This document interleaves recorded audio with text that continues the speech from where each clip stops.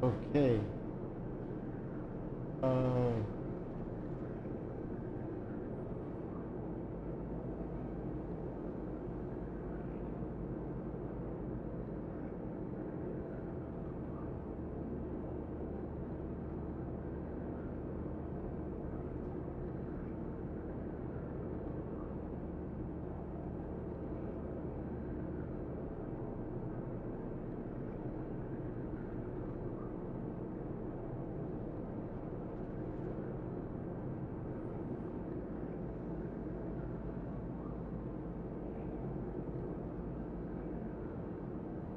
uh, see.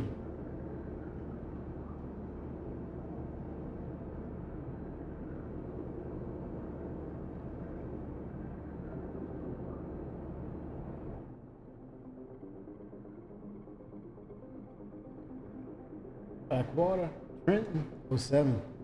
What is going on? How are you? What do you want to talk about?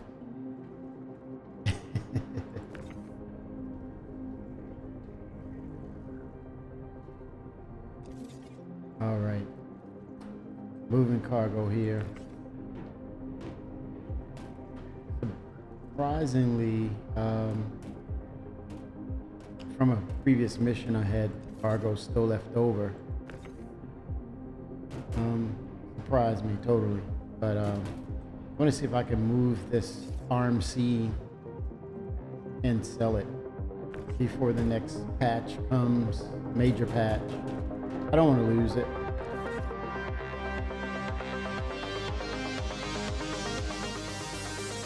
I did see that. I think it's some sort of, 1 second. What is it? Aeromax? I want to get the name of it. But yeah, it's a cubicle like structure for the base, and it's illuminated. Um, I thought that was pretty interesting. Speaking of Verpal, I was transporting my parts, and one of the cables, somehow, some way, somehow, something must have pinched the cable, so it kind of nipped the protective coating. So I had to place an order for the cable, to replace the cable for my Constellation. So right now I have them disabled until I get the cable replacement. They said within the next 2 weeks. So but that's the only thing. It's just it gets shipped from Lithuania, and it's gonna go over to its Tampa warehouse, and then it'll be shipped to me. But yeah, the Atlas Force feedback base. It's interesting though. It looks really interesting. It's a cube-like structure, but you can see all the internal parts to the stick, and obviously you can set there's LEDs, and I love that green, man. It's no cogging, no backlash, equal and linear force feedback forces. Standard Atlas can be upgraded to Atlas Pro with upgrade kit. But man, that price is really hefty for the base. It's 445 USD. Holy smokes! Do they know that there's definitely inflation, man. Pre-order price 889. Retail RRP price is 989. Uh, Shipping estimate is late quarter 4 2026 by December. October no, Between October and December. Um, I don't know, man. I wonder. But yeah, it's pretty stout. It's a huge base. I thought it was. Let's see this thing, man. This is.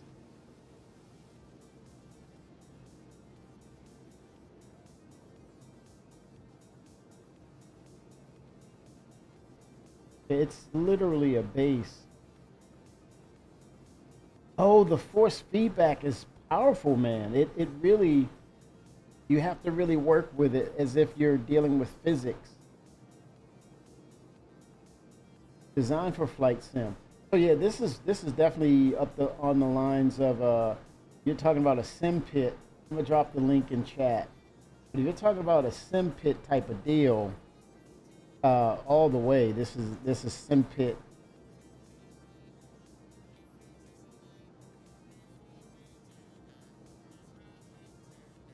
Oh, I sound reverent. um, yeah, the oh, that was yeah, that was the yeah, it was this. This is this you're hearing. Yeah. But yeah, man, that thing is a huge. It's a beast. But yeah, it's sim pit worthy though. If you're really gonna dial it up, go into like hardcore sim pit, it is right there for you. But man, it's a stout price. But here's the thing with Purple, and I guess when they build, man, they build for life. There's nothing wrong with my constellations. It would just have to be a thing of what's the justification, right? And but I think for enthusiasts who want to go hardcore, that is the way to go. Yep. So I'm actually playing on the HOTFIX right now. This is a HOTFIX, and I think what that means, it has all the latest features that are being under investigation by CIG. But um, once this goes live, it will migrate. Things that you do here will carry over to the live environment, which is cool because I have all my credits and everything on the hotfix as it was with the live. So what I'm going to try to do is sell these goods, make a little mint, and then waiting for the patch to happen. But yeah, I think you hear of I'm hearing a lot of comments what's going on with the patch and its quality level, and it's you hear a lot of feedback, a lot. Some of it is intense, and you understand when people expect have expectations, and it's not going to the experience is not falling in line of the expectation. So you're gonna have the feedback, and it's not, and most of 99%, 99.9% of it is not going to be positive at all. With that said, I think it's just when you look at the circumstance, you kind of see that you see they're trying to move towards 1.0, and that is the goal. And at the same time, while they're busy developing, they don't really have much time, if at all, to go in and, hey, I'm going to play the game casually. That's probably the last thing they would want to do, as opposed to like they're mandated to do it. I don't think there's a mandate for them to do that. With that said, they're going to go in and get as many updates in as possible, and they know that there's a dedicated team to bug fix. So the narrative is, hey, let's push to 1.0 as quickly as possible because it's incentivized. It's a priority. And then you have it. The catalyst or the ripple effect is, okay, we're dropping in new features, and now the actual gameplay, there's a ripple effect on what starts to happen with these added changes. And for some odd reason, in this particular patch, the changes and what was existing were not compatible. They did not play well together, and it's almost like an all hands on deck effort now, due to things not being compatible with the existing patch. The new changes are disruptive to what was working is no longer working. and oddball things that are happening. Bugs are just making the game for a lot of people unplayable to an extent. Um, but they intend to. The intention is find out what it is, get it fixed, and continue to move forward. And it's not to say that it won't happen again. There's a strong chance that we'll get this type of reaction from the engine until, we say, hey, we're 1.0 compliant. Now we can just basically get everything dialed in and get everything cleaned up and just working in a good state. But yeah, it's going to continue to be this move forward, pause and stop, examine what's going on. I can't move this thing here. Too heavy. Okay, there we go. And that's the nature of the beast. This is now this is true development. Things are going to happen. It's truly development. But nothing's intentional. The full intent was get features in and everything works fine. Did it happen? No. Will it happen again? More than likely, yeah. Even with, the fixes that they're going to implement and get things stabilized. I kind of saw it coming with a little bit with the what is it, the ironclad, where it was detaching, and I'm like, okay, it's new features, but yeah,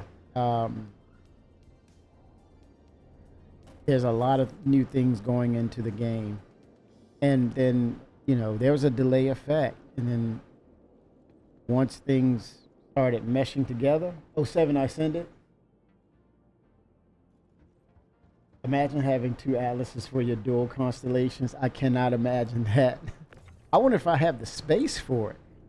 Things are boxes. Those are huge.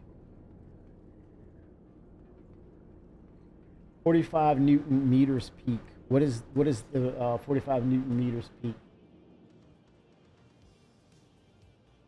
I did order it. I sent it. They said it should be shipping. It's going to come from Lithuania, then to Florida, and then it ships out to me. It should be ordered complete by the 25th. So I have no access. I'm not using my sticks at the moment, so I could switch up and go VKB, but I can wait it out.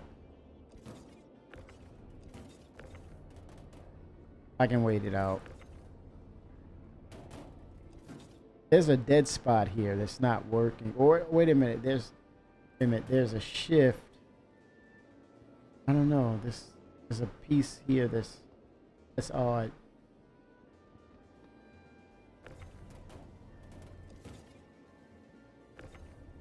But yep, I'm handicapped for the moment. But I think the patch itself is on a pause right now. All hands on deck. And CIG is going to basically get things working. But I had a thought on that. I think Benoit has been working on a long-term,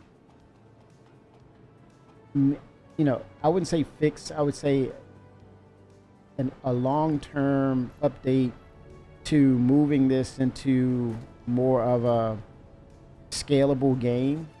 And I think it just, unfortunately, it caught him at a bad time while he was working, and then he realized, CIG realized, whoa, this patch, what's going on? We got to kind of pause on what we're doing and start to analyze what's happening, because it was a ripple effect. But I think that he's getting some things in place for the long term that's going to help out the engine altogether. Haven't seen a Starfarer in a while. Well, there was changes to the what is that? A full-on update to refuel, and the Starlight was imminent.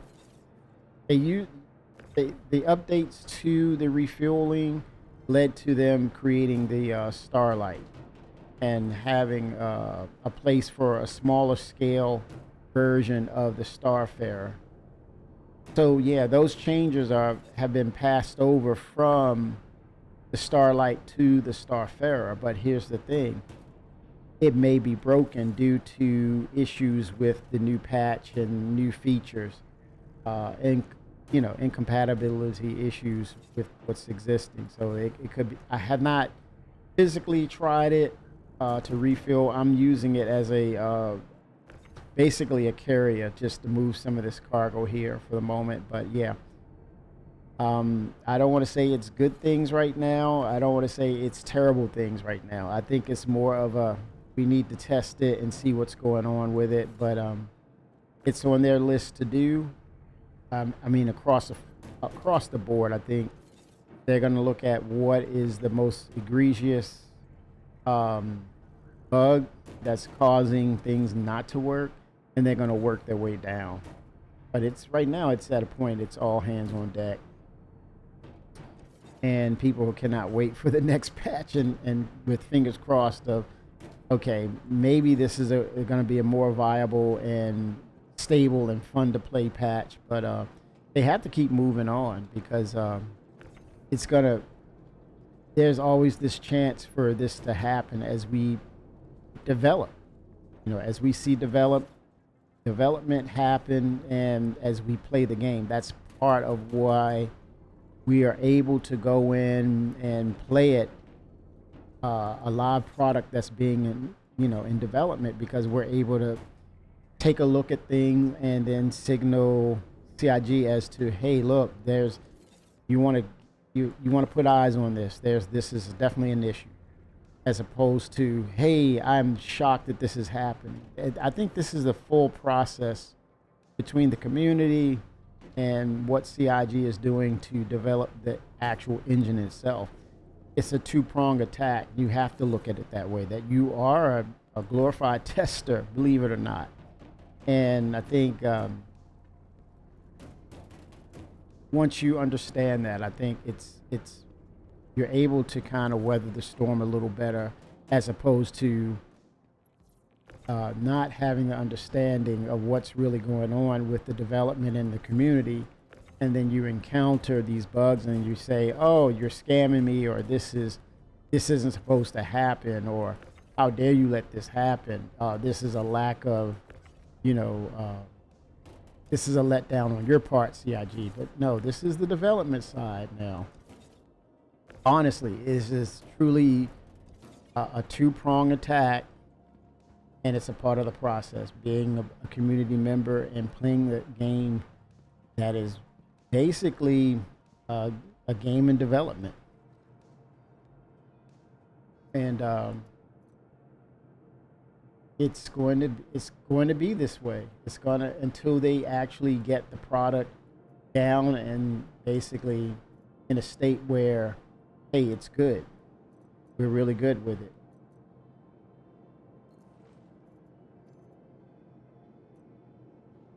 It's going to be a constant push and pull of getting it right.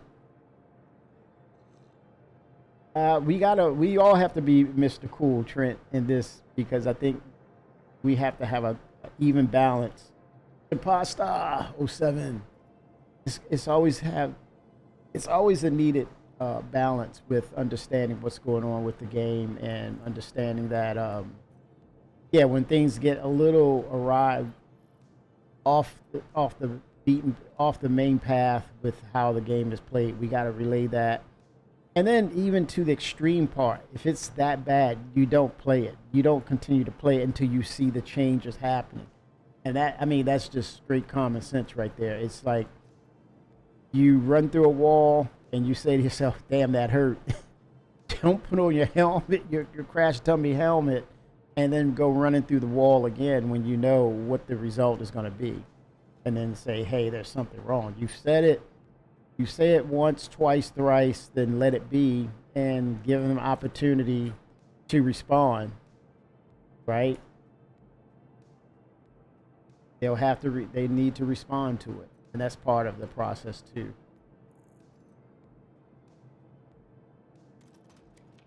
Respond to it, CIG, appropriately. But yeah, it's so much you can do if something isn't working. So no point in continuing to see if it will, function when there's no verbiage or, you know, reply back that, hey, this is potentially fixed. But they're doing that. I'm literally in the HOTFIX right now. And it's a laundry list. It's quite a list of things. But yeah, early on, I noticed something wasn't right when I was using the ironclad, and it was disengaging, and it was touch and go with the command module.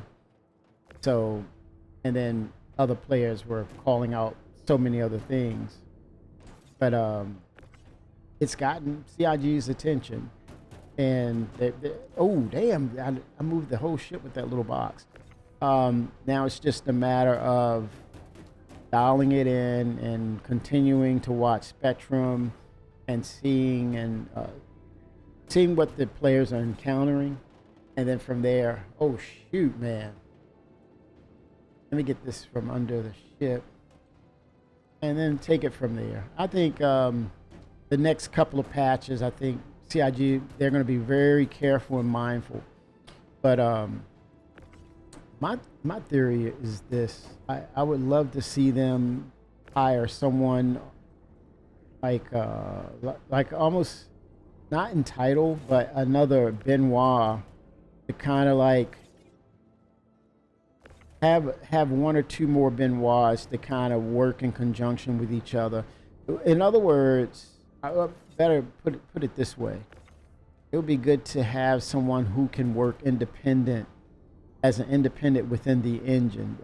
Maybe it's going to take them a few months to get acclimated to the system or the engine, but afterwards, I believe they truly need someone who can work independently, or put them on the hero team and really get in there and basically rewrite some things if necessary. But yeah, we need someone that can go in and do the larger scale issues, or to assist and help rewriting and thinking outside the box of what's going to make the game more stable, but also scalable, and set it up so when it goes to probably coming out of alpha, and it's in a beta state, to kind of keep it in a level of efficiency, stability. They're gonna need someone like that. We need an engineer. I sent it. You're glad about the memory jumping ahead of it. You were ahead of your time, man.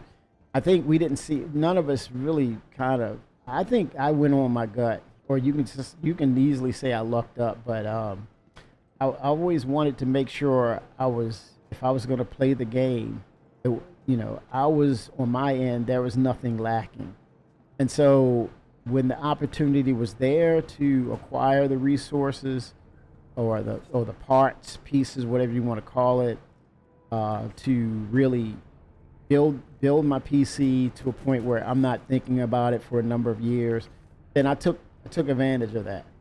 And just like you, I'm looking back and say, whew, man, I dodged a potential bullet right there, because the way that the prices have skyrocketed, I'm like, okay, I'm in a good place. I'm not too worried about what's going on. I'm going to hold pat and just continue to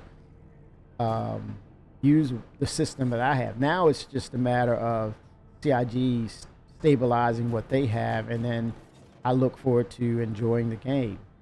I think there's so much more time left in the year.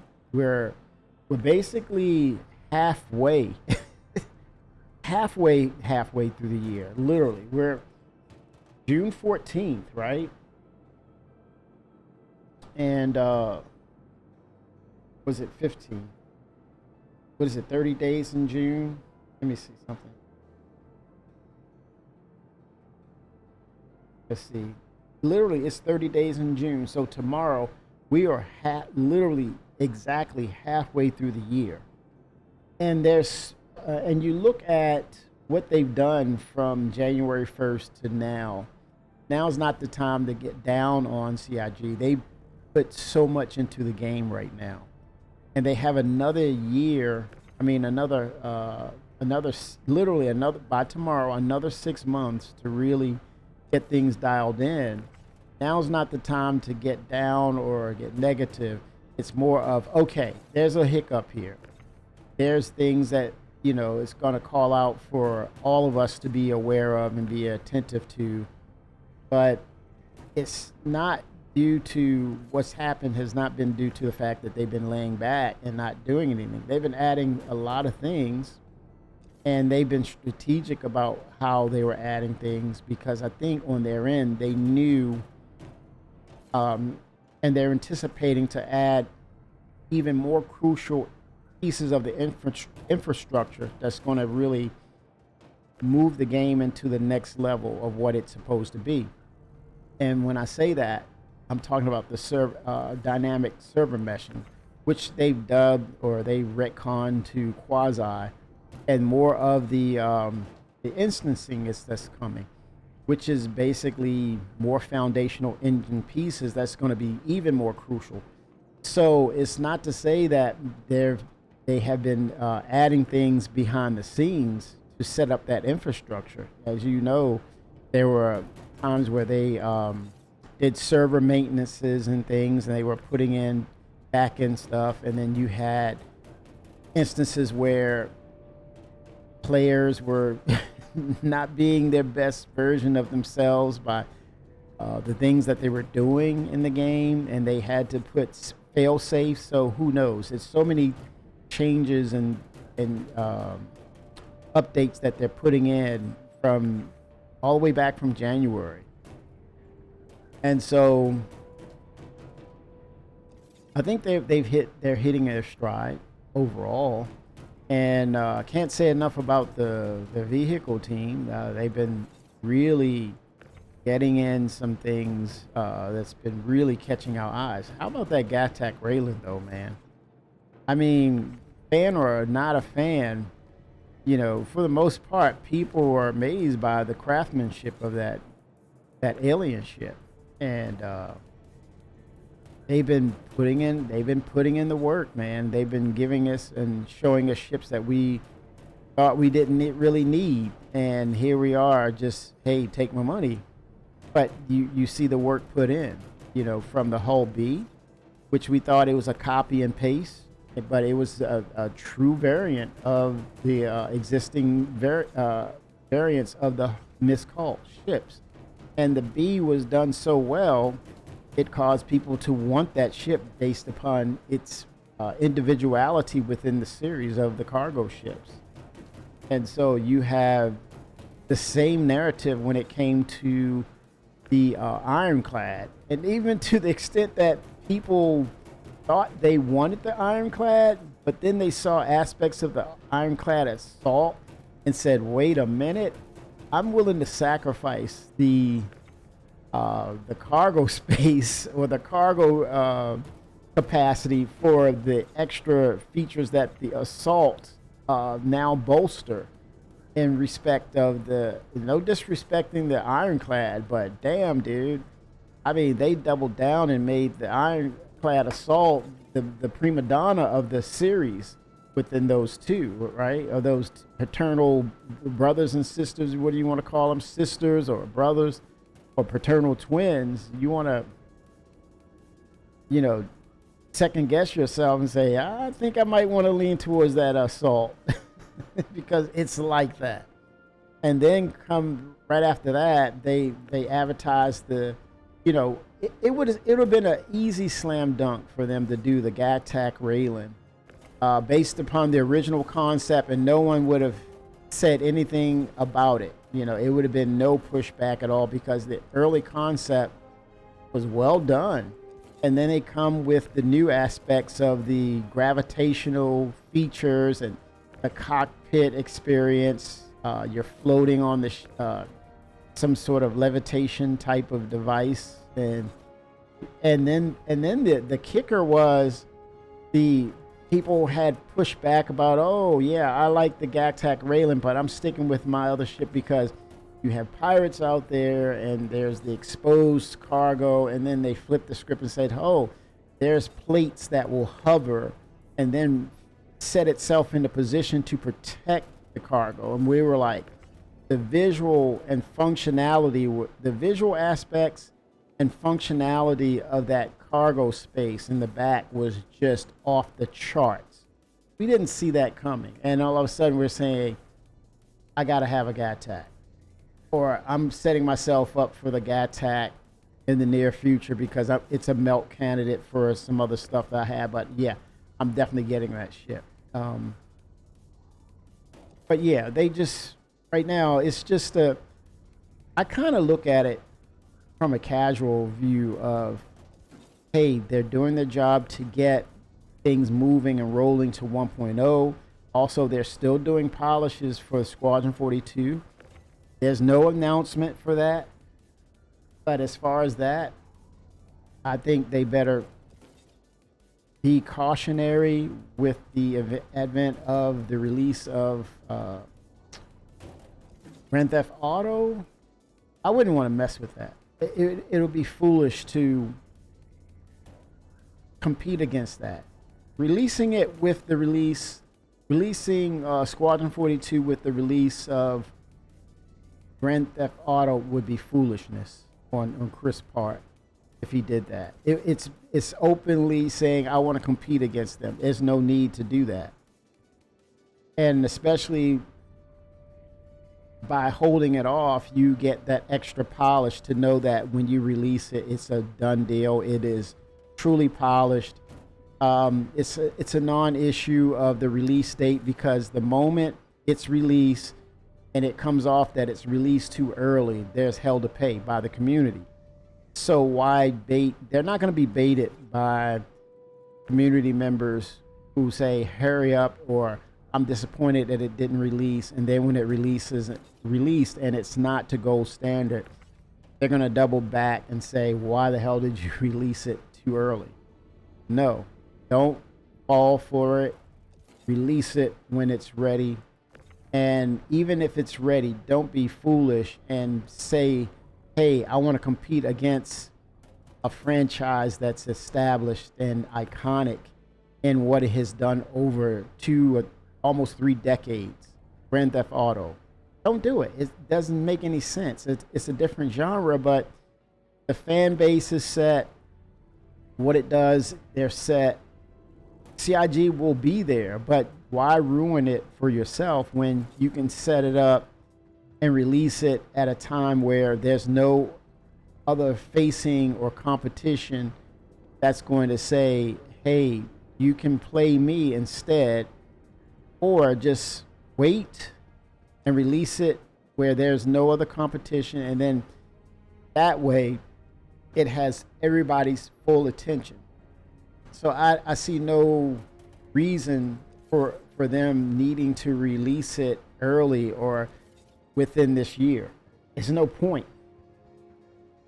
I think there's enough features in, the game right now as we move towards 1.0 that's going to keep us engaged. Hangar improvements, more ships, more locations, another planetary body or two is definitely going to keep us fully engaged with the game. But right now, the priority is definitely structural engine integrity and optimizations and bug fixing. That's where we are. That's where we need to be. But yeah, they're doing their job. I mean, it's just, they know their mandate is get to 1.0. If there's something that's broken or off, and we fix it. It's simple as that. We fix it. And definitely that's where they are right now. They got to get this stuff worked out and figured out. But yeah, I would say, yeah, Asinda says, I'm glad I got the crucial DDR5 before the price for the economy spike. And he says, I don't want to know what 128 is. '07 Scuba. Yeah, I jumped on 128. I did not hesitate. I did not hesitate. And now I'm looking back. I look like a freaking genius right now.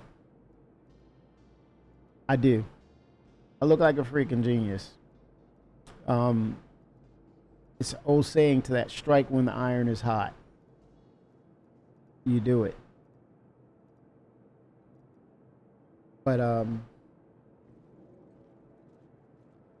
yeah, they have opportunity to correct things, and the community is gonna give them the opportunity to fix things.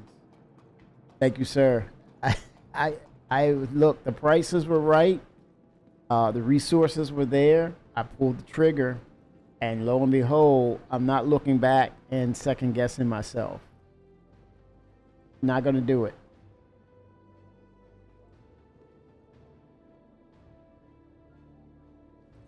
Not gonna second guess myself. Um, and especially when I know that, you know, we're halfway there through the year, right? And there's more to come. Now they're talking about base building. More than likely, it could be the first or second quarter for that, but that's right around the corner. I want to have my system rig ready for major changes to Star Citizen, as well as the imminent release to Squadron 42, which I believe is going to be at some time next year. I don't see it competing against GTA, but I think it's Star Citizen, the entity, is going to be better off for it by waiting. It all depends on which one it is, Scuba. It all depends which one it is. And that's the important one.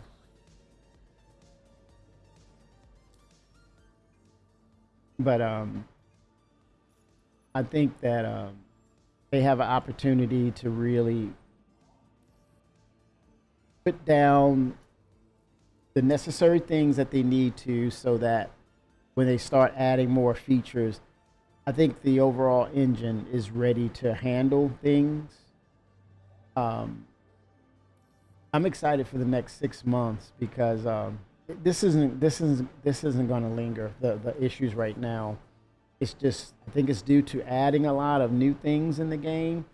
It also, there's a chance that, you know, the things they were doing to mitigate the player cheating aspects of the game may have contributed to issues as well, but they had to do that. But we're in a place where the changes are going to really um, the changes that they're going through right now is going to really help the future of moving it to a true MMO.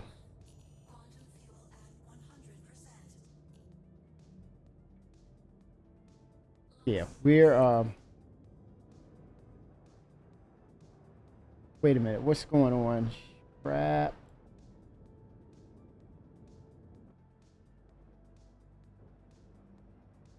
Oh gosh, hold on. Oh, I must have my mouse. The mouse is controlling it too. Okay, I think I. Oh God, don't die, man. Don't die.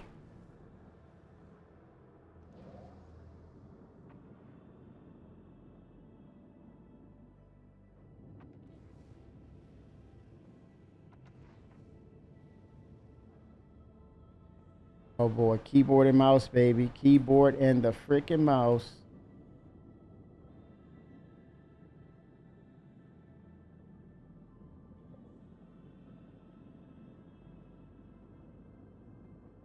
Woo. Here we go. Fix by design.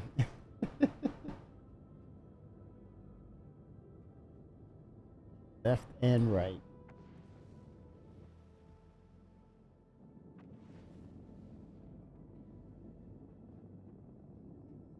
Okay, I'm steering with the mouse as well. Okay. Ooh, that keyboard life, baby. Keyboard life. I miss my sticks, man. I miss them badly right now. Oh God. Let's go. Let's go.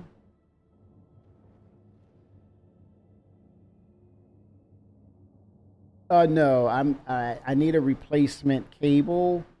In the move, I kind of nipped the one of the cables and exposed the coating, the PVC coating, and yeah, I have to replace it. So I'm waiting. It's within the next 2 weeks. It should the order completion should be by June 25th, and then I'll be good to go. By that time, I think we're going to see a better state of the game as well. Or let's put it this way: you're going to see a lot of effort coming from CIG because the last thing they need to have happen is game not functioning at all. This is a hands-on, all hands on deck moment for them. They got to get this thing worked out. They got to get it figured out, and they will. And it's not intentional, but it's just them trying to move towards 1.0 very aggressively, but also things they've added to combat the cheating aspects of the game, unfortunately. But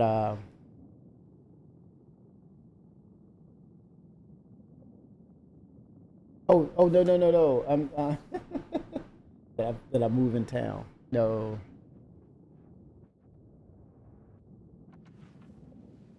Yeah, a lot has happened, Scuba. A lot has happened. I can talk to you about it. A lot has happened. Good stuff. A lot of good things, but yeah, but man, it's ooh effort. IRL, man. IRL is it still rules. But I think overall, they have the right people in place. But I think they definitely need. We talked about it a little earlier. They definitely need some personnel on the engineering side to really strengthen the actual core engine. That's going to really help them dial things in long term. I think there's so much that Benoit can do, only so much he can do. Pennsylvania Avenue, but yeah, we have 6 more months to go. Literally by tomorrow, we're 6 months of development. Um, so what has been talked about at Bar Citizen so far, and the scuttlebutt is base building 2027. Preparation work is probably going in now. We're hoping to see it first quarter of 2027, but I think it's going to be in a good place once they decide it's ready. Plots of land, things of that nature. The Knicks one narrative. We're definitely going to probably see the new Knicks locations, right? All of the systems that's built out for Knicks, that should be coming in the next 3 patches or by the end of the year, right? We'll get all of Knicks, and then they can prepare for Castro. We might get a preview of that or some sort of conversations about it. But still, there's a lot on the table for this year. But I think first and foremost, they got to shore things up and get things in a state where people will go into game and things work the way they should. Yep. But yeah, I'm just looking at what can they do to kind of patch things up, literally patch things up, and kind of bring back confidence to the players. But I think you look at Twitch, people are playing. People are playing the game. They're playing at a high clip. The crafting aspects are there. I think they can move further with crafting and broaden that out. I think that will naturally bring people back very quickly in that regard because there's been a great excitement in regards to crafting for Star Citizen. The next aspects of crafting. If we can kind of get the Maelstrom system incorporated this year, that would be good. But I haven't heard anything about Maelstrom. No conversations in regards to it.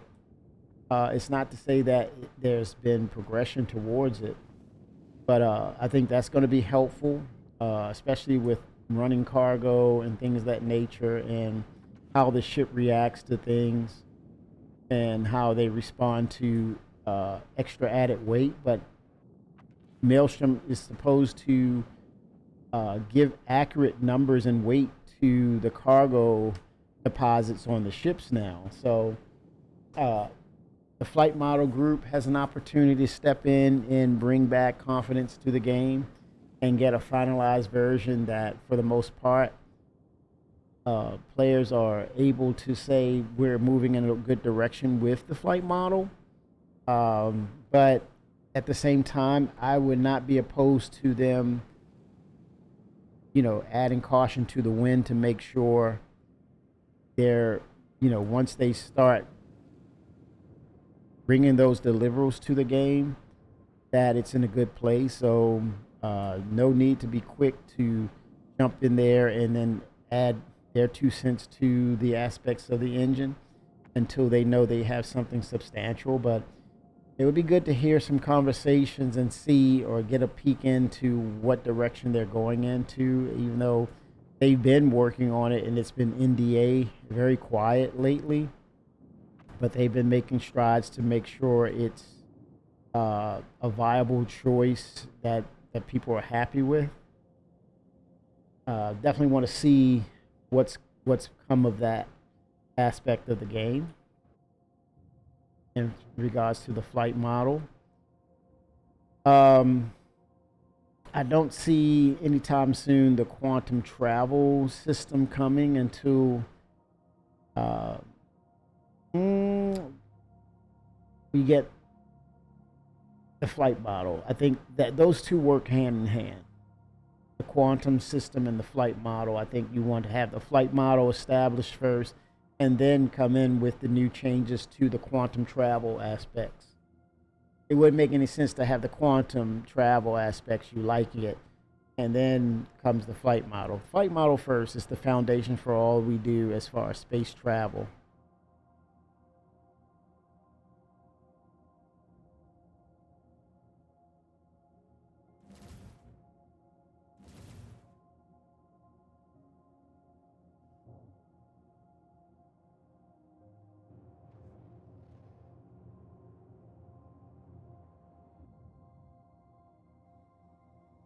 Holy smokes, I forgot.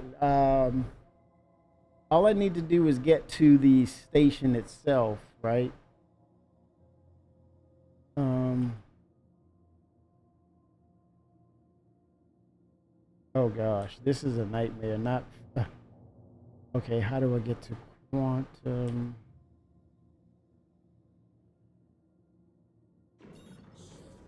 There we go. Just hold the Q down, baby.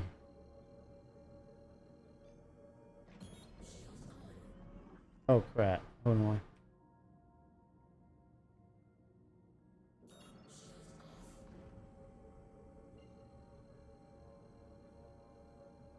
I hold the B button. Double tap it.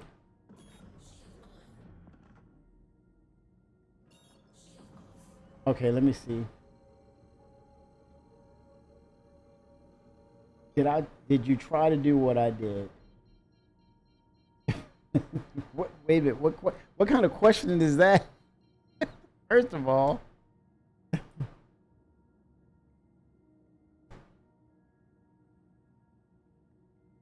me look for quantum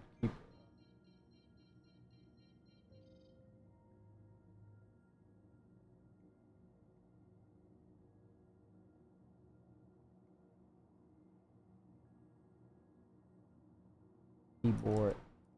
And my sticks have spoiled me so much.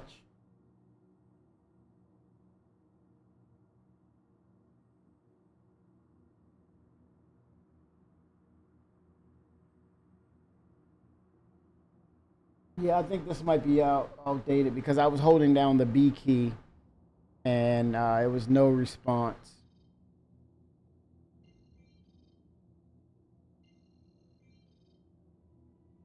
Oh, I missed my stick so bad.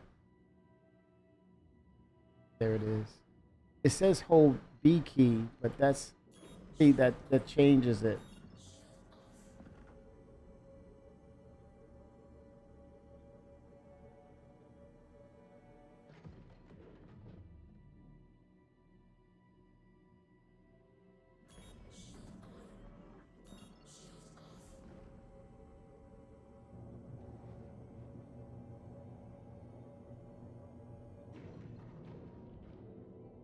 Couple.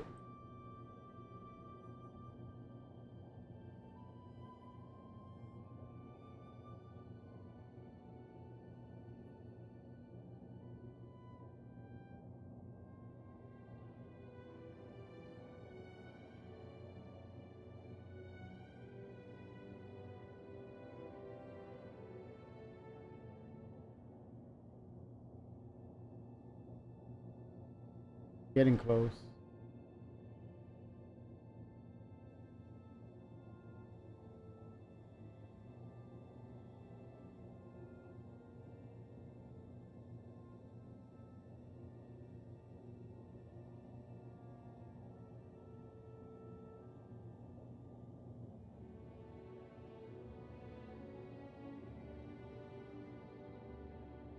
But that roadmap, definitely the roadmap. I think they may end up splitting a little ways from the roadmap due to what's going on right now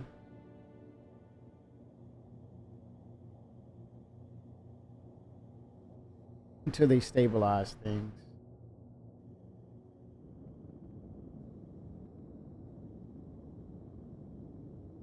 Man, keyboard and mouse. Oh my God.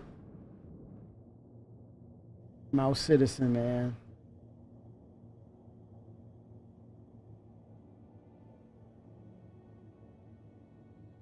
Let's look at this. I'm looking at the roadmap. Definitely 4.9. That's quarter three.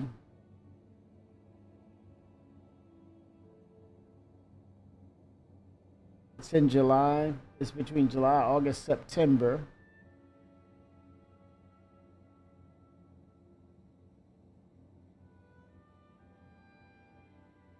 Recco Battaglia, she's coming back. But it's missions right now. The super heavy combat armor, combat clothing. Um, yeah, that's telling us so far that the really instancing that's going to help with the gameplay aspects and desync. We're going to need that, even though the pushback is, hey, this is an open sandbox.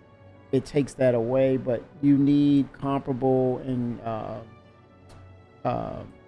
you need the gameplay aspects to work. And right now, until they get the substructure or the infrastructure of the engine right, then you're going to have instancing in order to play the game and have a good experience within your org or teammates, and just have a fresh spin on how things should play or how they're supposed to play, you're going to need it. You're going to need instancing for that until we get the desync issues crushed. And that was another thing. We're still waiting upon what is Benoit's verdict on what he has seen so far in regards to aspects of desync.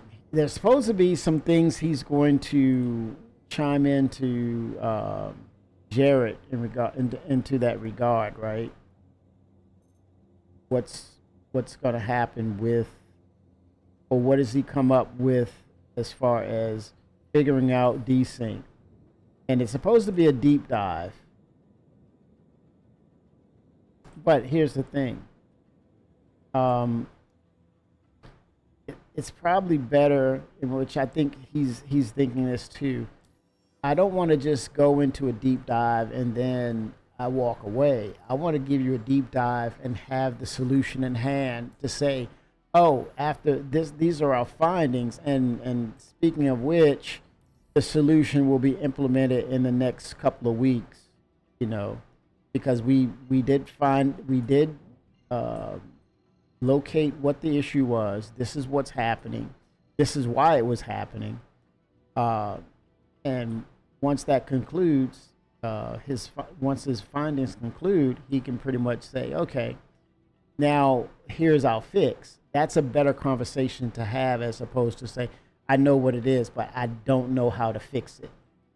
Hence why it's taking some time. He's still figuring it out, or he's having his team members to put into motion the fixes for it.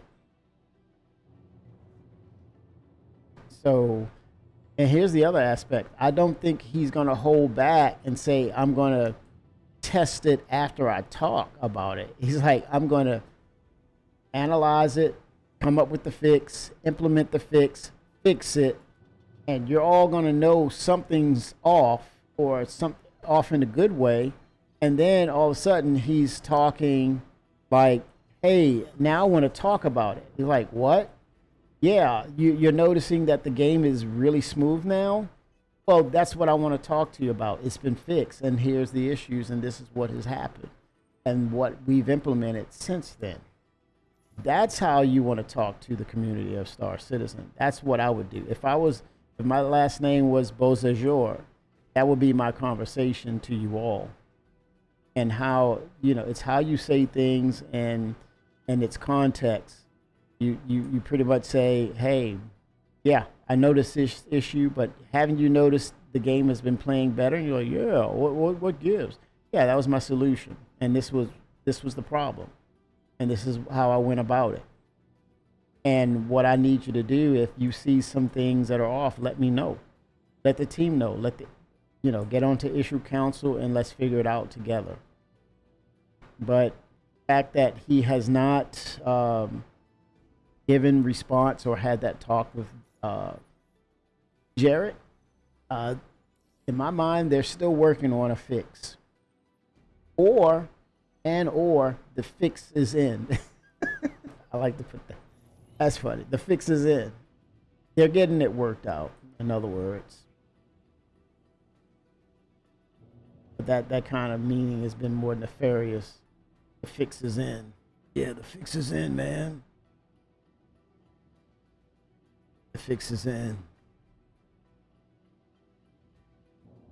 Oh boy. Landing with keyboard, baby.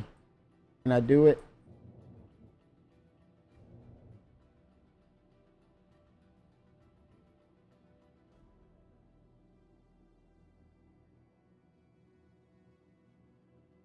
Here we go. Better call Saul or Ben. Yes.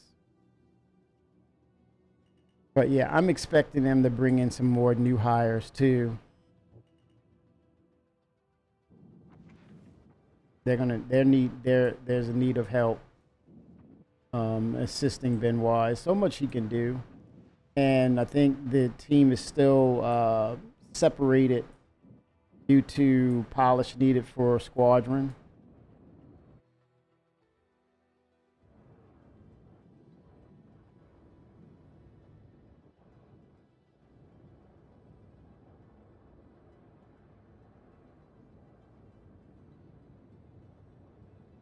Okay, what is, how do I, trying to see what button goes, makes the ship descend. I know space bar. Let me look at the keyboard commands. Oh crap, dude. I am totally helpless without my sticks, man. I gotta look at the keyboard commands. Let me look at descend.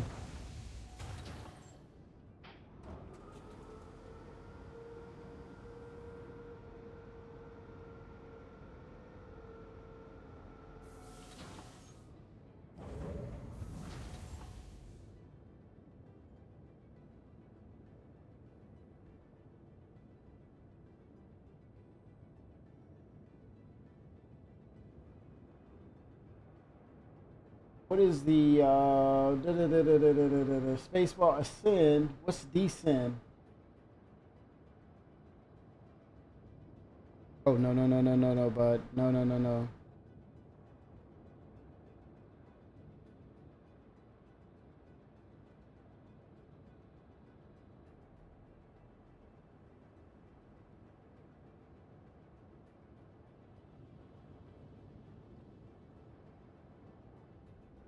Oh god. Oh god. Ah man man man man man. Back up.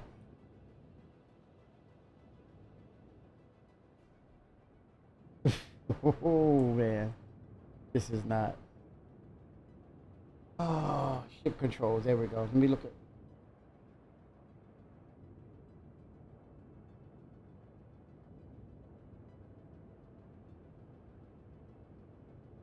Oh crap. Throttle down.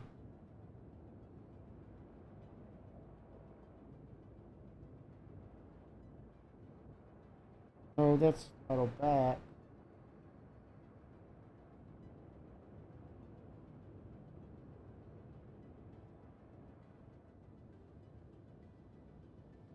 Oh, left control. Auto land. There we go. That's even better. Left control. There we go. Nipping in the bud, man. Oh, I need my sticks. All right, let's power off.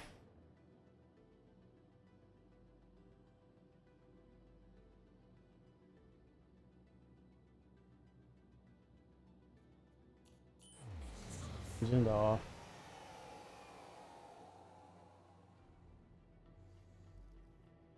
All right, here we go.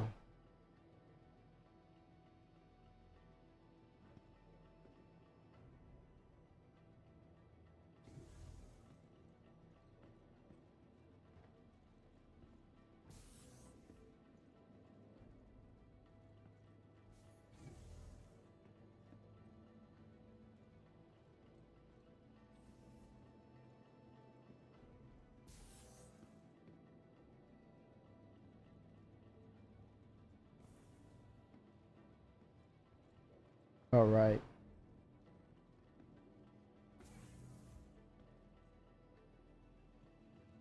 Okay. Got the cargo in hand. Oh no, I didn't.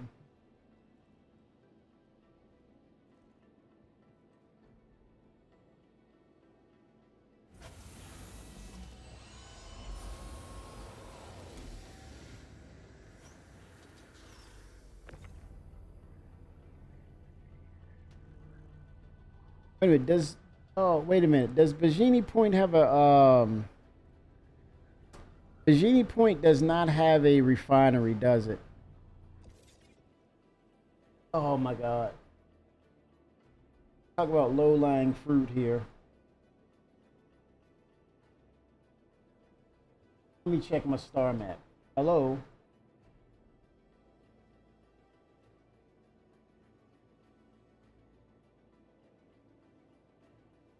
No, I gotta go to an Arc L1. Crap.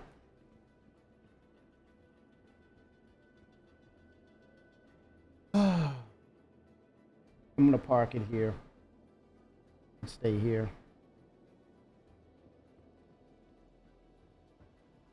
I don't believe I can sell it here. I have to sell it at a refinery.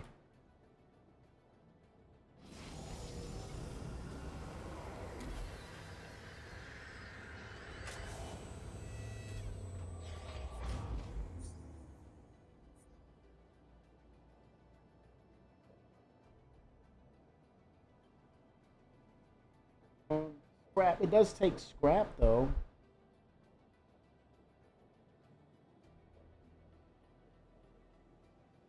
Um, stems. It takes stems.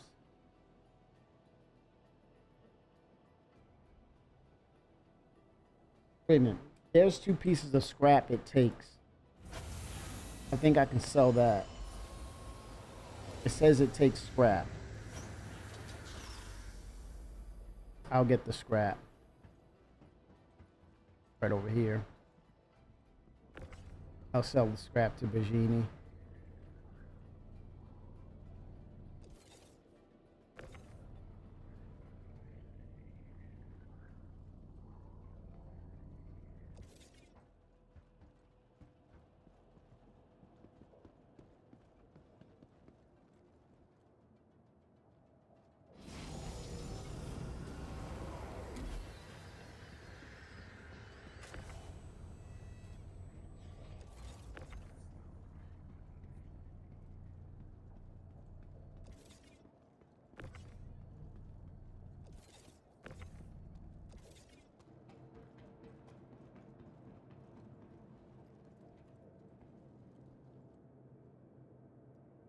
Oh boy.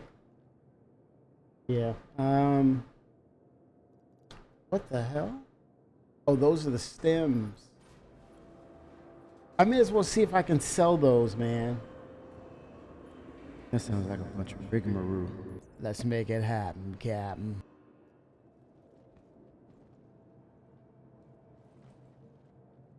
Okay.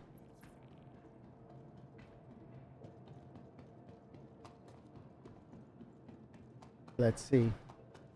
Maybe it will sell. Maybe it won't. But we're gonna find out.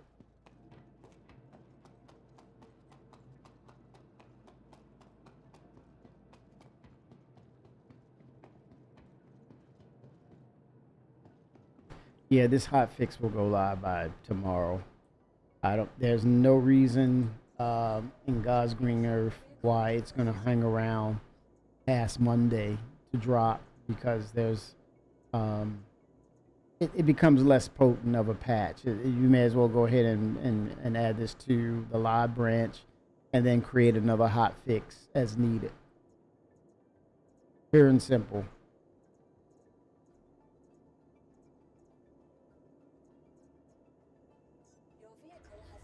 Okay, storing. Okay, that went down well.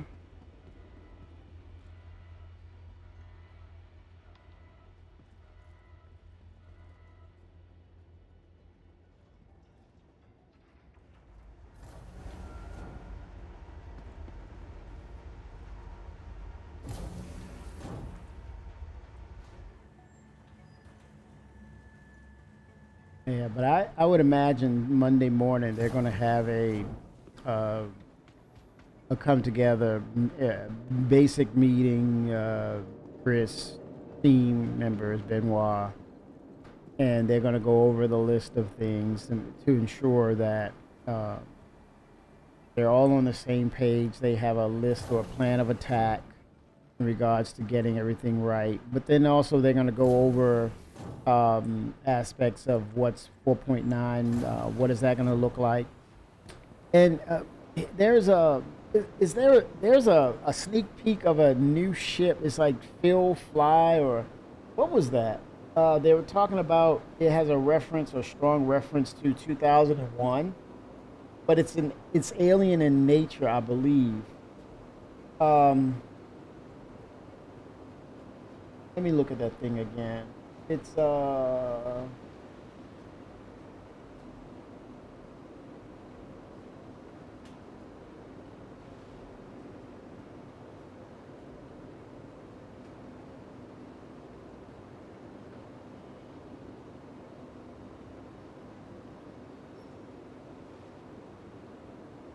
I want to say it's on the sneak peek, but it's some sort of small or some ship or some sorts of, I don't know what it will do or what it's for, but at the rate, I don't want to jinx it, but uh, the vehicle team, they've been on a run for delivering good ships. Now, granted, there's going to be, you know, not bringing up the issues with them, but for the most part, they've been on track. They've been doing well with ships, and people have not really uh, been holding back their wallets on these ships, right? Trying to see what, trying to get a picture of that thing.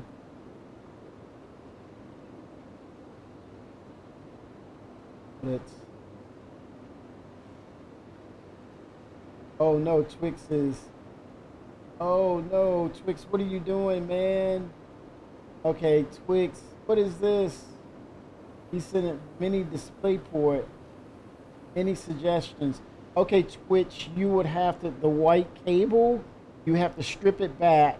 You would have to tie those together, those copper wires, and then apply the electrical tape.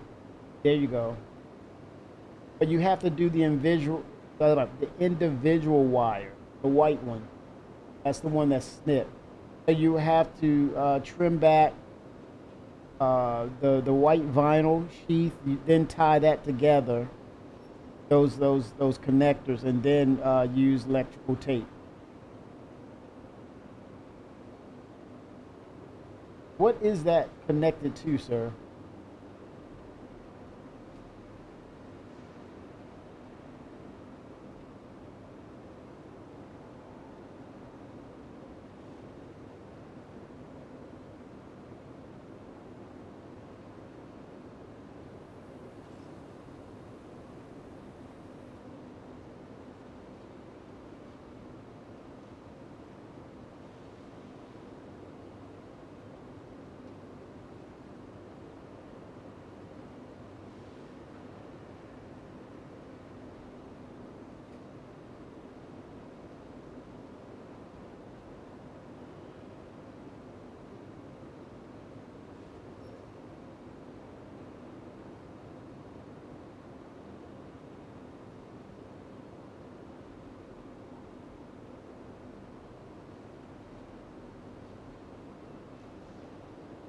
Okay, so do I sell this? Can I sell this stuff here? We're about to find out.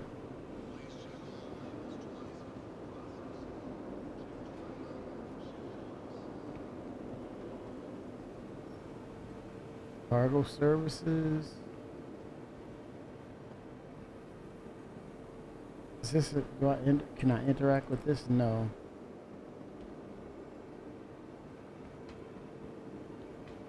This is no. This is a shop only. Sell. Okay, maybe it's not a shop only. Virginie Point.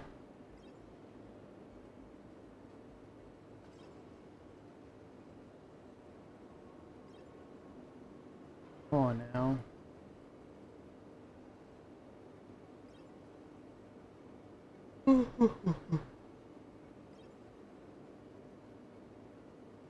Oh, the it could be the admin station, that admin center. I think it should be here though. I mean, it's cargo related.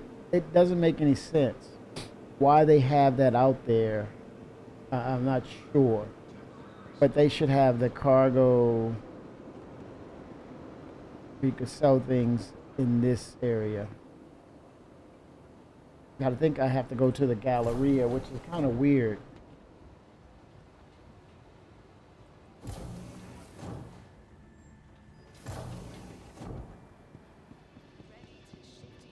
Let me see. I think it's left up on the second floor, possibly, or in here. Citations, fines. Let's. Oh, right here. This is weird. It should be in the cargo area, man. Let's see if I can sell this stuff. Your location, Virginia Point, Sims. Oh wow, illegal or stolen. I can't sell it. Waste. Max inventory cannot sell. Scrap. Oh crap, man. It. Oh gosh.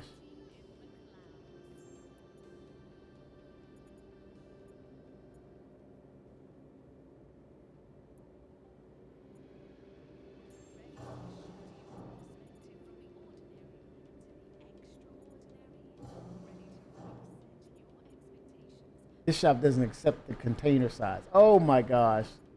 Oh, how cruel. Well, what's the container size they do accept? Oh man. Unregistered item. It's a pyro thing, man. I gotta sell it in pyro.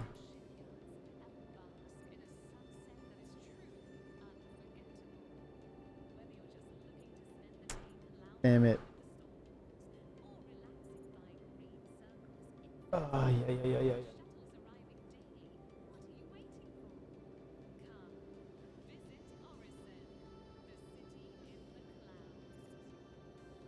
Oh man.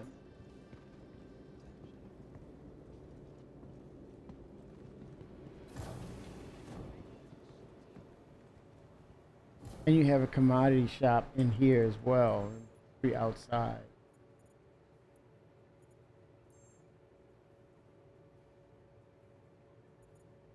Yeah, I need my sticks bad. Need the sticks bad.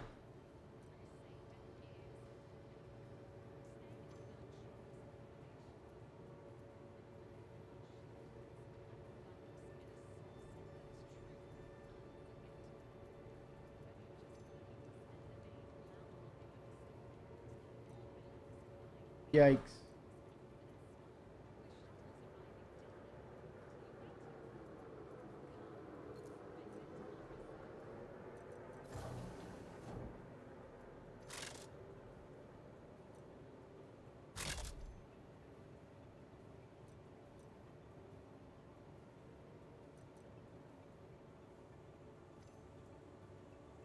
Okay, here we go. Yikes, man.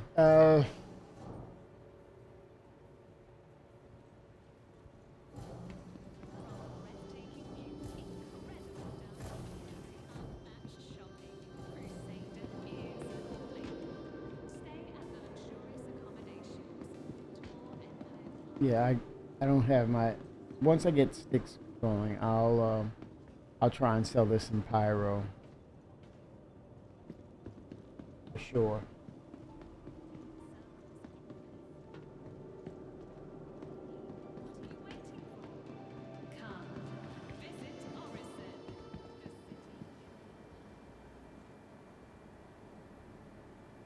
Yeah, I think the end of the year would be probably the way things are going. I think with potential delays with them stabilizing the patch, the existing patch, and the new patch to come. I think another month or two could be tied up into getting all that worked out. So I definitely can see the end of the year. It probably would take the end of the year for Knicks to actually come across. Even though they say, hey, it's going to come this year, it'd probably end up being the end of the year, towards the end of the year. And I think it gives them time and opportunity to really make it as robust as possible, to bring in enough features uh, that says, hey, this feels good. This is it's stable for the most part, but also we may see some iteration of the server meshing tech. They're going to need it because things are not scaling up as it should. Uh, when you saw that defense con and it hit us hard, oh no, HC Vertical, thank you for the raid. Holy smokes, man. Oh 07. Oh man.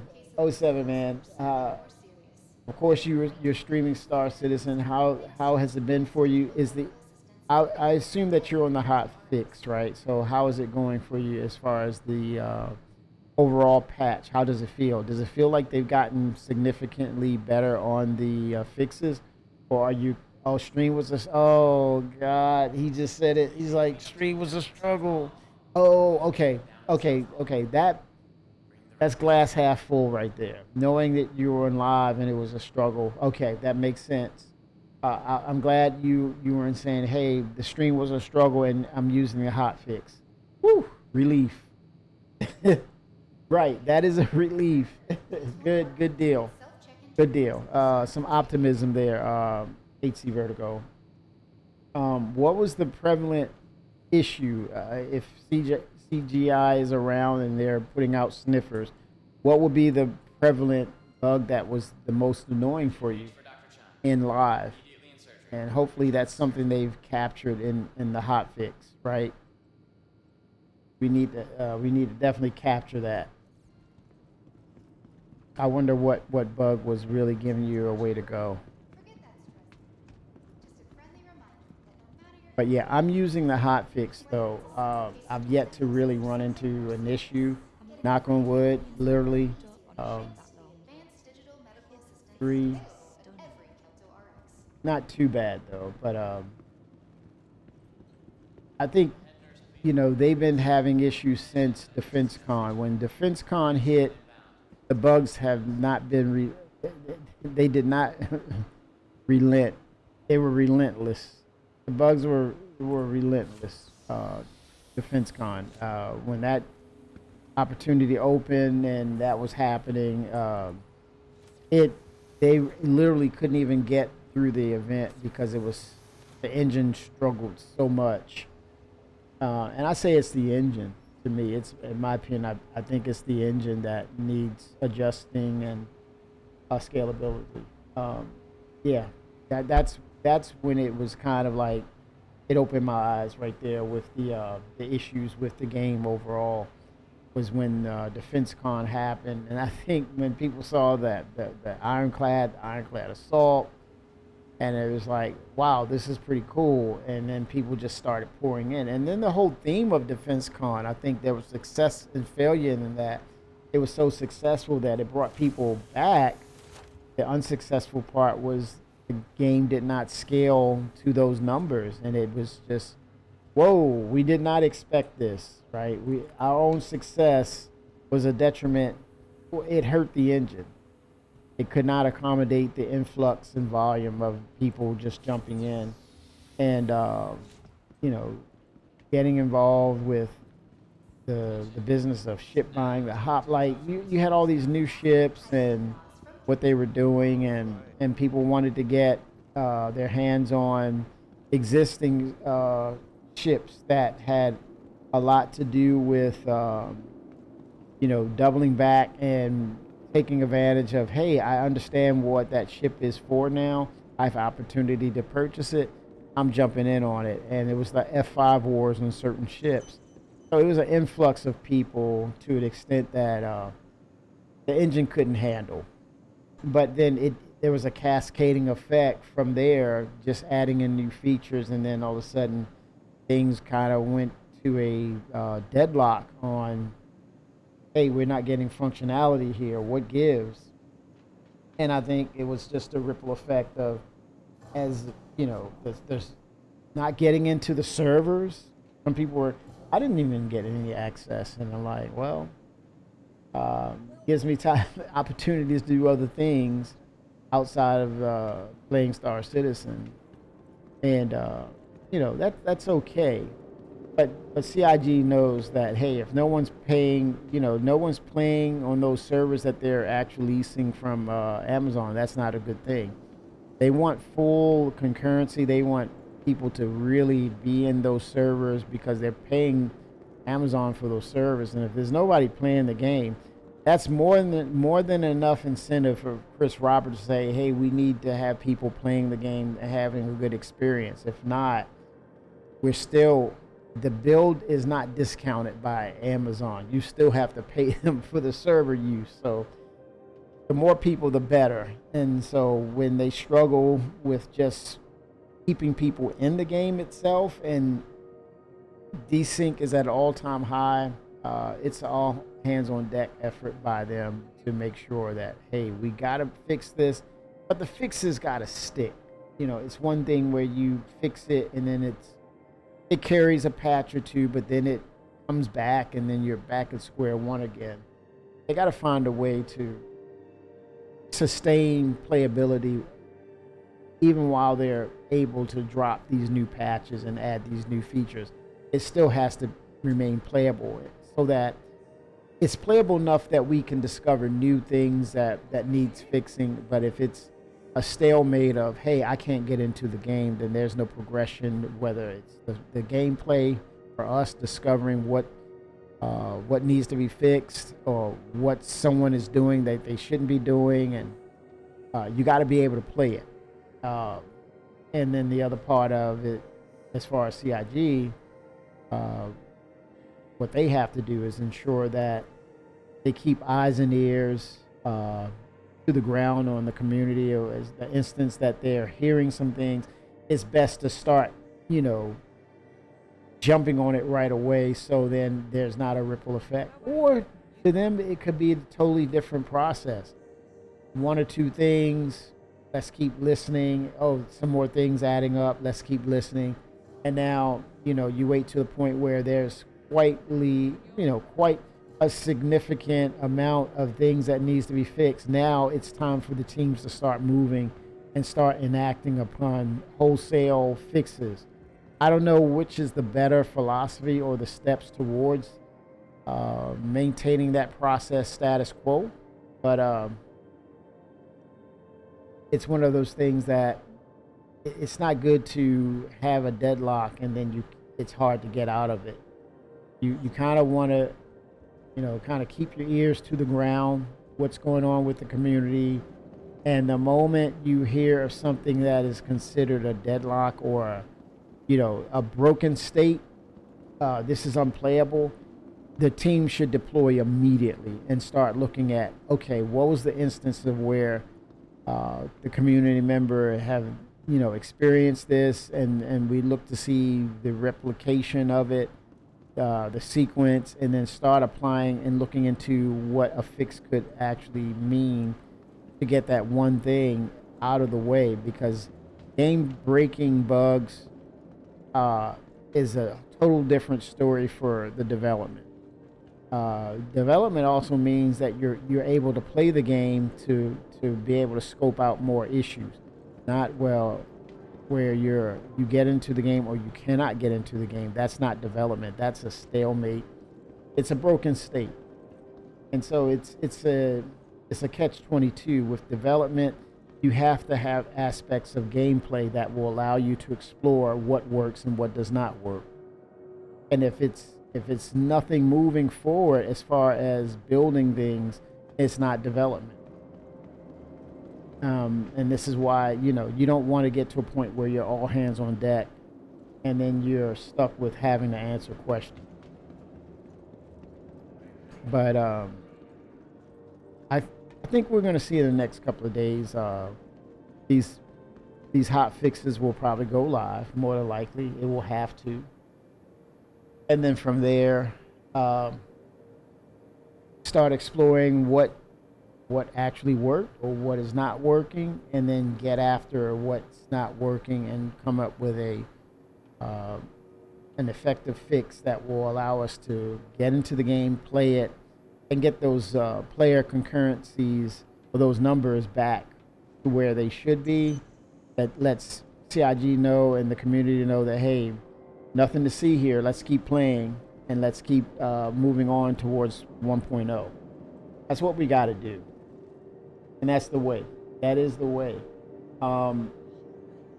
Just keep dialing things in, CIG. And 4.9, I think it's attainable. Siege of Orison, I think we're definitely going to need the stability to kind of showcase and highlight something good about the instancing of the the Siege of Orison. And then from there, what is going to be the last patch? 4.10, right? 4.10, 4.10. It could be anything. If I had to come up with some dynamic server meshing, it would be great to get that by December. Get that by December. That way we're ready to, you know, get things ready for next year. Content instancing should be 4.10. Planetary tech is got to be because they promised that Nix will be this year. So that means Planetary Tech 5, Stark that all works together. Um, Dynamic weather, right?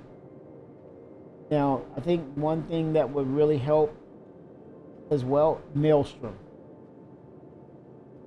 physically based destruction system. Player space stations, no, I'd see that in 2027 with base building, but also another added boost to what we have existing crafting. Implementing the ability for players to craft various items using resources from throughout the persistent universe. So that could go further into, you know, or beyond armor, weapons. It could be the aspects of ships. So it would work very well hand in hand with the Maelstrom system, the destructive system. So if you're crafting parts for your ship, aspects of your ship, it sets it up very nicely for next year's 2027, early 2027 for ship repair. And possibly the Crucible, possibly the Vulcan, and some other ships behind the scenes that will contribute to the repair of all the ships in the game. Base building, we know it's been spoken at Bar Citizen that that's a push for 2027. Player orgs, the social mobile app, if they could, that would be awesome if they can get that by end of year. We can see some aspects of the Star Discord or something, right? More versions of Reputation, what that would look like. AI blades, I don't know. Maybe. Hangar upgrades would be great. Expanding personal hangar customization with new upgrades, layouts, and functional improvements. Like I said, crafting parts or components for your ship and crafting, that would be great. And you incorporate that, add that into your hangar. That would be great. Quantum travel, I don't see that unless we have the flight model ready. I think flight model could very well go into 2027 first quarter. It could very well go further. I see item misfire, wear and tear for your armor and your weapons. Mainly the weapons, misfire, wear and tear. Adding depth to equipment functionality with item misfires and gradual wear, that's your armor, requiring regular maintenance to ensure peak performance. That falls into the crafting aspects, the upkeep and metallurgy, whatever you want to call it, smithing, getting it into a good state and continuing. You know, they talked about the armor lockers as well, so that works hand in hand. Your go-to armor and, you know, finding aspects and minerals to upkeep it and refine it to make it stronger, harden it. That would be pretty cool. Charge and drain, that's other aspects. The battery, we're seeing these little placeholders for batteries for items and weaponry and things of that nature. Energy weapons, that's another crafting aspect. It will be very welcoming to see vehicle radar and scanning rework. That would be cool. The solar flare effect for pyro, that would set up things for pyro to kind of change just spending time out there. There's the environmental hazards of pyro because it's near what is a dying star, unleashing powerful solar bursts within the pyro system, creating dynamic environmental hazards that players must navigate and prepare for. Um, FPS radar and scanning that would be interesting. Implementing first-person radar and scanning gameplay, improving situational awareness and bringing new tactical gameplay. That would be interesting to do FPS on your map, on your helmet. Seeing aspects of using tactics and situational awareness of where the enemy is located, and kind of using sonar, passive sonar, to find out your targets and things of that nature, or architectural locations and makeup of maybe bunker rooms and things, and mazes and things of that nature. That would be interesting in the aspects of how you strategize and how you fight as a team within Star Citizen. So, FPS radar and scanning for ships and on foot would very well help the game to be a little more tactical, not run and gun. In-flight control systems and control surfaces. If we get the Maelstrom system, I could see that being implemented as a tech preview, along with possibly the flight model. But again, there's no promises on the flight model. I think the one thing they should work on is making sure it's right and polished, so that we can have an objective opinion on it. Knowing that it's polished and refined, I think there'll be a better take on it in regards to people's feedback. But they also stated that it's modular in a way that they can add and take away or make some adjustments to the particular parts and pieces. So they're preparing themselves to make those quick adjustments as it's fed to the community on the live side of things. Of course, the PvPers, the main PvPers, are actually dialing it in. That's the aspects of, they want combat to adhere to a certain standard. And I'm saying the community as well as a Chris Roberts. Chris Roberts needs that cinematic dogfighting aspect that we're going to experience in Squadron 42. Cinematic, up in your face, visceral, and it means it has to slow down to an extent where it falls into that theatrical effect and feel. And I don't know, it could be very successful, but let's give it a chance, right? Building interiors, I don't see that coming. That's a next year thing for sure, because they have to go in. You look at the aspects of Area 18, Lorville, what's the other places? Microtech. It's the other place too where the space whales are.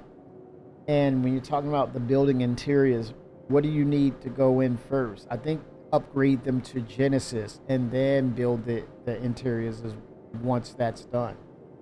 It makes sense, but they could totally do it in reverse. But I don't see building interiors for this year of 2026. Sometime middle to late next year, because of Genesis and needing to upgrade Crusader. That's the Crusader, Microtech, Area 18, and Lorville. Probably not in that order. Area 18 is probably one of the older systems, and they want to add more natural areas. They don't want it to be Coruscant, the love letter to Coruscant, where it's all metal plated. They want to add some natural aspects to Area 18. Then I would say probably next would be Microtech, and then Lorville. And lastly, it'll be probably not Nyx, because Nyx is going to be redone with Genesis. Thank you for Noldy. Thanks for the sub. 07 to you, Noldy. I'm out on the HOTFIX. Noldy just subscribed. Thank you so much, Noldy. Much appreciated. Always a pleasure, man. Thank you so much. Castra, we're going to see Castra probably next year as well. I think it will be back to back. Once we get Nyx, you'll see Castra. And I think it's going to be the lead up. And then the last would be Terra. It's going to be the lead up. And probably it's going to be a parallel of Terra and Squadron 42 releasing at the same time, it makes all the sense in the world because that is the headquarters for the United Earth Empire. So, man, that's you talk about the perfect storm of Squadron 42 releasing and the introduction of the Terra, fully built Terra system simultaneously. That would be great. Will it happen? Pause to pause, right? But it would be nice knowing it wouldn't make any sense for them to try to compete against um, Grand Theft Auto 6. It wouldn't make any sense. Utility tunnels, a new location archetype that brings sandbox content to landing zones such as the municipal works under R Corp next year, obviously, because they need the Genesis system, and then you're going to build the layers, the under bowels of Area 18. That's going to be fun. It's going to bring another new layer to Area 18 and the reason to go there. And of course, there's going to be uh, accompanied with the instancing of that. They talked about that in depth. Ian Leyland talked about that in depth about how you're going to go into layers and then you're going to be able to save and come back to those instances of where you left off based on the levels that you go down into the municipal works. So it's going to be municipal works not only for Area 18 but also for Nix. Nix is the test bed for it, but I think going forward you're going to see different aspects of what that will look like according to each location based on the narrative behind the locations themselves. They're going to be unique. They're going to feel fresh. They're going to have its own set of challenges. It's going to be interesting. And also, they mentioned skipping back over to 4.9. I think this is a hint for us. When you talk about the Siege of Orison, and then they're bringing in the Apocalypse Arms, the Vendetta. What is it? The heavy machine gun. Finra, yes, sir. It's I'm not quite there, sir, but I am trying to do my damnedest to get things back to normal. Right? 07 to you, sir. The super heavy combat armor. Take this with a grain of salt. But we'll probably see that also implemented on the side of the NPCs, as now we're going to probably get a mini boss sort of for the NPCs, or as we ramp up in reputation and challenge and complexities to these missions, you may see several, to extreme extents, you'll see several of these super heavy combat armored NPCs who are dubbed as bosses or lieutenants. And man, you're gonna have to put in some real work on these dudes. I mean, like some, as opposed to all these. They tried to challenge us back in the day with a lot of these huge numbers of NPCs. We're just laying them the waste. Now you're gonna get these super heavy armored, combat armored NPCs. You're gonna have to really put the hammer on them, and they're gonna be, if you don't do your job, they're going to wipe you down. And it's going to help with the instancing. It's going to help with the desync. You don't have to, oversaturate these locations. And I think that was one of the things Benoit was like, you want to get me triggered? What triggers me is like this over instancing of these NPCs. That triggers him. But so the answer to that is the super heavy combat armor. We're going to be able to wear it, but we're also going to be we're going to see the adversary of that and implement it on the other side of it as well, using the NPCs and setting up an NPC as a boss. And really, we have to put in work and strategy to take down the boss because he's super armored, or he could have an entourage or bodyguards in that respect, peppered throughout those mission areas. So it's going to be interesting what they do with that. They have a lot of potential with that, and it's going to be a challenge as well. Yes, the minigun. It was the what is it? I called it out. It's called the Apocalypse Arms Vendetta, implementing a brand new weapon type, the heavy machine gun with Apocalypse Arms Vendetta HMG, belt fed and usable with the new super heavy armor in its dedicated ammunition backpack. It delivers sustained high rate fire from a large rotating barrel while carrying up to 4 magazines of ammunition. That's kind of like that Terminator 2 when the T 800 was firing from the rooftops, man.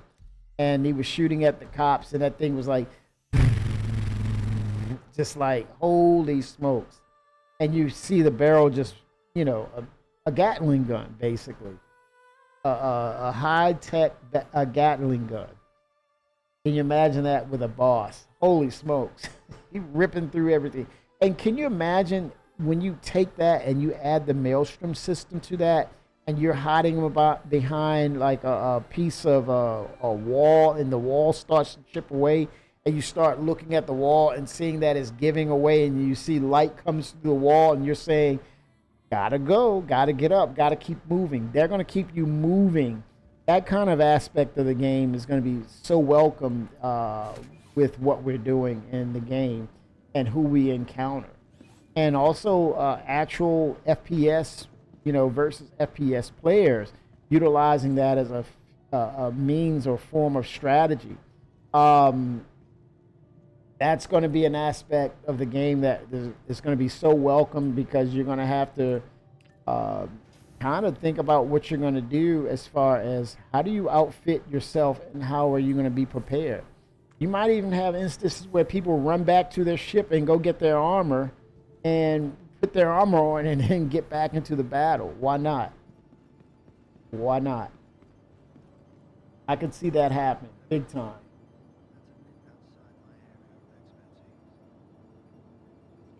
But right now, the priority, CIG, is get the game working, get the game stable, and then we can talk about potential patches and moving forward with what needs to be done. Um, it's gonna be an interesting approach. It's gonna be very interesting what needs to be done. Um, in order to get it going, I think we're gonna have to be patient. We've been patient, but we're gonna have to be patient with the I process, just love you. and we just gotta see it happen. We gotta see it uh, continue to move forward. And we gotta see the effort, which I think a hot fix is a step in the right direction, right? We see that. Um,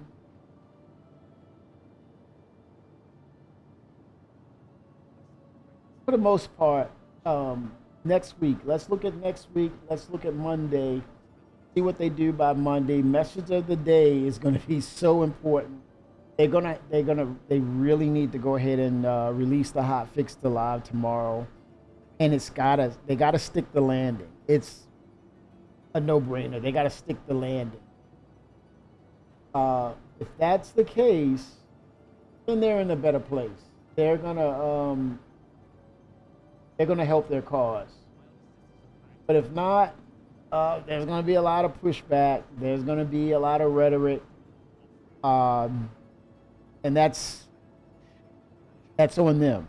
That's on them. I think they have the means, they have the resources, they have the knowledge, they have the fortitude to push it forward, to get it in a state of where it needs to be.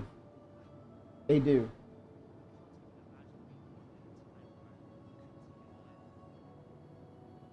Let's see here. I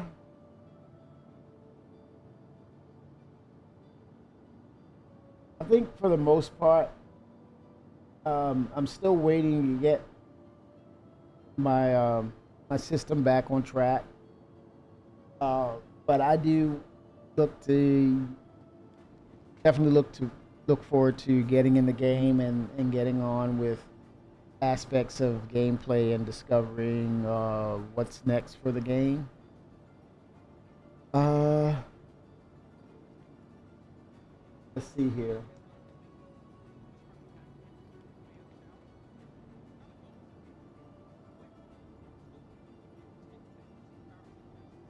Who is?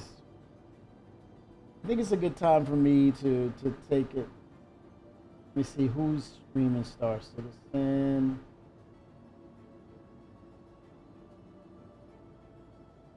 Oh man, let's see what's happening here.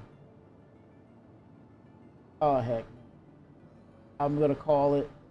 You'll see me during the week.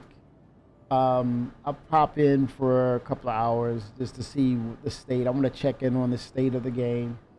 Mention some things of where it's going, where we can have improvements. But for the most part, let's look for Monday message of the day. Let's wait for that Monday evening so that they can drop a full-fledged hot fix, and then see where the state of the game is as far as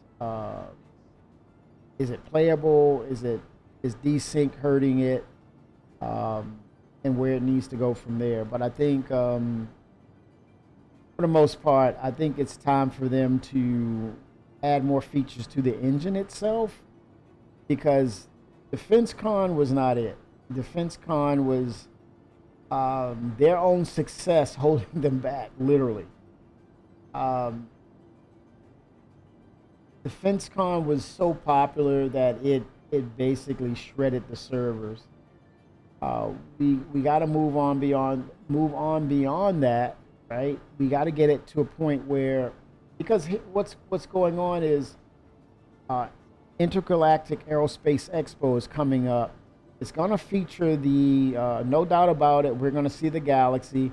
That is a ship that's been on a lot of people's radar because it's one of the true jack of all trades, or let's say the Swiss Army knife ship. It's a true aspect of that that even surpasses the Vulcan in the sense of the what do you call it, the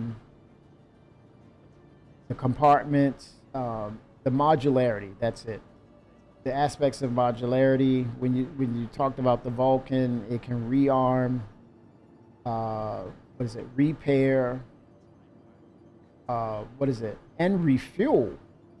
And you said, "Wow, that's a Swiss Army knife." And then comes the Galaxy. You have a tier one med bed comparable to the Apollo. You have a refinery comparable to the Expanse that's yet to be released, which I suspect we may see that in 2027. But the Expanse, you have a refinery. You have a now. I thought this was a little bogus. To me, I think they have an opportunity to capitalize on that faux pas. You know, you don't have a cargo grid in the Galaxy, but in order to have cargo, you have to buy the cargo module. So I think if it's an item that's an upgrade to what should be existing in that empty space, which should be a default cargo space, I think with the extra module, it increases your cargo count. And I'm hoping, CIG, that you do that. But yeah, you have a cargo module. And then the fourth one is definitely the big eye opener, is the base building module, which will allow you to build from small, medium to large bases. So IAE this November, and of course, there's going to be all the other ships that you'll be able to have opportunity to buy. Good luck on the F5 wars on certain ships, um, like the Kraken, the Privateer, the Pioneer. Of those ships, it's going to be the Bad New Merchantman. Those are going to be F5 wars for you, right? Um, and the Galaxy. Just go ahead and add that one in there as well. You're going to have issues with trying to purchase that ship and getting it in your hangar. F5. Good luck. Um, but we cannot have another defense con happening, and I see that as a potential about to happen in regards to Star Citizen doing IAE. That's going to be a tough pill to swallow when you can't get into the game. You can't allow new players to understand or get to feel, get to see what Star Citizen is all about. If anything, it will keep them away. You got to make it welcoming. So you got to build the engine up so that it's scalable. That's on CIG. It's up to them. It's all up to them. And I would say hire more big guns. People that's going to help you to expand and scale that thing up. That's the only way that when we see these events happen, that we'll be able to get in there and have a good experience, which will then make CIG even more successful. So um, that's my soapbox. '07s, everybody. You'll see me soon. Still waiting on my sticks, my cable, and get that going, and then I'll be good to go, man. I'll be good to go. HC Vertigo, thank you for that raid. Much appreciated, sir. Keep doing what you're doing for the Star Citizen community. Star Citizens, you all. Amazing aspect of the game. Reason why it's gotten to this point where it is, thanks to you all. I love hanging out and seeing the development of the game and seeing where it's going. But we're not done. We have a lot more work to go, a lot more to do. We have a ways to go, and I think we're going to be all right. But they just got to focus and just, all hands on deck, CIG. All hands on deck. You got this. You've been there. You've done it before. We can look back at the roadmaps and see our progression. But let's continue to keep all hands on deck, because we got to get this fixed to make this experience a good one for the community. We don't need to raise concerns. Just focus, dial it in, release the patch, and keep it moving. But again, '07s, everybody, all the best. I'll see you soon in the verse. And party '07s to everybody. We'll see you in a bit. Soon. '07.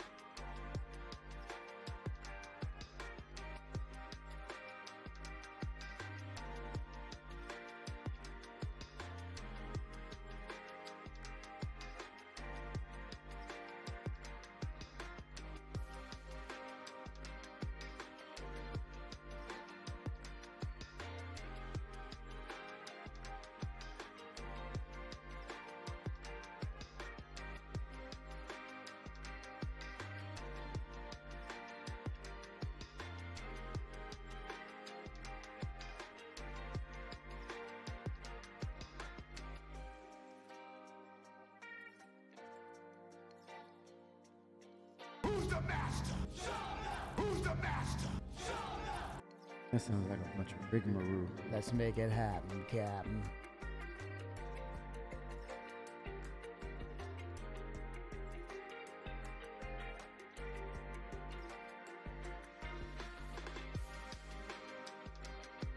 That sounds like a bunch of rigmarole. Let's make it happen, Captain. That bottom